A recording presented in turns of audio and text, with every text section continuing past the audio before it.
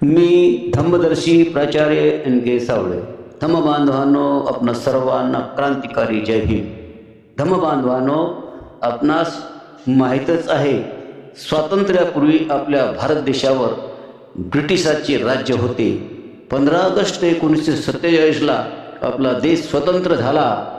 परंतु ब्रिटिशांनी अट घातली, तुमच्या देशाचे संविधान असायला हवे.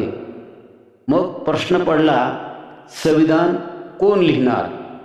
भारतीय नेत्यांनी ब्रिटिशाकडे संविधान निर्मितीकरता प्रस्ताव ठेवला असता ब्रिटिशांनी त्यांना सांगितले, तुमच्याच देशात संविधान निर्मितीकरता उच्च शिक्षित व्यक्ती असून ती व्यक्ती म्हणजे दुसरी कोणी नसून डॉक्टर B.R. आंबेडकर हे आहेत.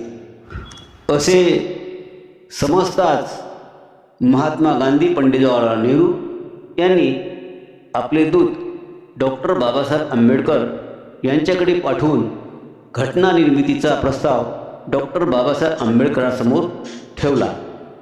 डॉक्टर बाबासाहेब आंबेडकरांनी त्यावर परिपूर्ण विचारांती घटना लिहिण्याचे मान्य केले. प्रकृती ठीक नसतानासुद्धा त्यांनी अहोरात्र श्रम करून 2 वर्ष 11 महिने 18 दिवसात भारताची राज्यघटना लिहून पूर्ण केली.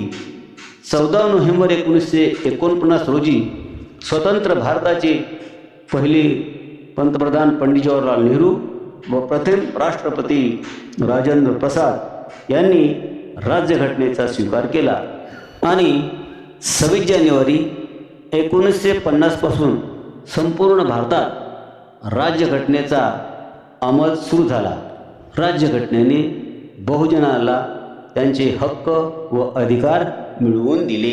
इसलिए किसी शायर ने कहा है, लेखनी मधुनी ज्वाला ओकली बा भीमाने. लेखनी मधुनी ज्वाला बा ओकली भीमाने, त्याकरिता पूर्ण जिंदगी झोकली बा भीमाने. त्याकरिता पूर्ण जिंदगी झोकली बा भीमाने. मनुवाद्याला धडा शिकवाया, मनुवाद्याला धडा शिकवाया प्रणय घटना देऊनी. मनुवाद्याला धडा शिकवाया प्रणय घटना देऊनी. कुटी ठोकली बा भीमाने, कुटी ठोकली बा भीमाने.